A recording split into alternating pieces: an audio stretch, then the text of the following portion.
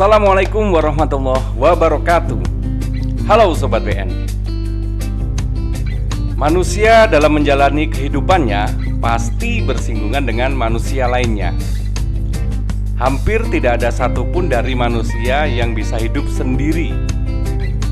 Dia tetap akan membutuhkan manusia lain dalam berbagi kesempatan. Kita tidak bisa membaca hati manusia, apalagi kalau hanya dari dunia maya. Belum tentu orang yang menuliskan rutinitas amalnya adalah niatnya pamer. Bisa jadi ia berniat menyemangati kawannya. Misalnya tiap sepertiga malam melakukan update status sholat tahajud di sosmed. Belum tentu juga orang yang mengabarkan rezeki yang diterimanya adalah berbangga-banggaan dengan harta. Bisa jadi ia ingin menyampaikan syukur atas karunia-Nya. Ada lagi mereka yang menuliskan pengalamannya di sosial media belum tentu ingin menjadi selebritis di dunia maya. Bisa jadi ada inspirasi yang hendak dibagikannya.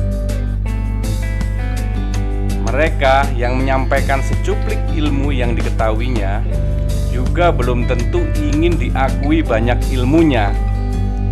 Bisa jadi ia terpanggil untuk menyampaikan sedikit yang ia punya. Mereka yang gemar mengkritisi kekeliruan yang dilihatnya belum tentu merasa dirinya paling benar sedunia. Bisa jadi itu karena ia sungguh mencintai saudaranya. Mereka yang gemar menuliskan apapun di pikirannya belum tentu juga ia ingin diakui sebagai penulis yang hebat. Bisa jadi ia pelupa dan mudah ingat dengan cara membagikannya. Mereka yang selalu merespon apa yang dilihatnya belum tentu ingin eksis di dunia maya. Bisa jadi ia memang senang berbagi apa yang ia punya. Isi hati adalah misteri. Maka berbaik sangkalah, itu akan lebih terpuji. Tapi baik sangka tak berarti membiarkan kawan-kawan melakukan sesuatu yang nampak keliru di depan mata kita. Baik sangka harus disertai dengan saling mengingatkan agar tidak tergelincir niatnya, agar tidak terhapus pahala amalnya. Apa yang nampak keliru di mata kita, disitulah tugas kita untuk meluruskannya, karena saling mengingatkan juga merupakan kebutuhan. Baik sangka itu indah. Baik sangka sendiri ada beberapa macam, diantaranya adalah baik sangka kepada Allah Subhanahu wa Ta'ala. Bisa disebut juga sebagai husnudon, yaitu terbagi dari beberapa bagian. Baik sangka dalam ketaatan husnuzon menghadapi ujian.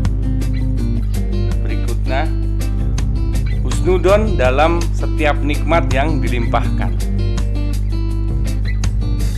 Dan husnudon saat melihat ciptaan Allah Subhanahu wa Ta'ala. Berikutnya adalah berbaik sangka kepada diri sendiri. Hal ini membuat seseorang selalu menerima keadaannya. Ia tidak merasa apa yang terjadi dalam hidupnya sebagai sebuah beban. Baik sangka kepada diri sendiri akan menjadikan seseorang lebih bersyukur atas kehidupannya, dan ia akan terus berusaha berbuat kebaikan baik untuk dirinya maupun untuk sesamanya. Nah, yang terakhir adalah baik sangka terhadap manusia. Terhadap sesama manusia merupakan tindakan yang terpuji. Sikap ini membawa kita kepada pikiran yang positif, sehingga kita mendapatkan cara memandang orang lain dengan baik tanpa adanya prasangka negatif. Melahirkan kesadaran bagi umat manusia bahwa segala sesuatu di alam semesta ini berjalan sesuai dengan aturan dan hukum yang telah ditetapkan dengan pasti oleh Allah. Baik sangka itu sangat menenteramkan. Sikap baik sangka mendatangkan ketenangan jiwa dan ketentraman hidup, karena meyakini apapun yang terjadi adalah kehendak Allah.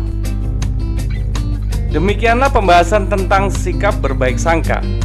Semoga dari paparan di atas kita dapat menjadi pribadi yang senantiasa berbaik sangka, memperkuat keyakinan bahwa bisa jadi apa yang kita sangka buruk itu sesungguhnya baik di mata Allah. Sebaliknya, bisa jadi apa yang kita anggap baik ternyata itu buruk di mata Allah. Maka mulailah berbaik sangka kepada sesama. Terima kasih. Wassalam.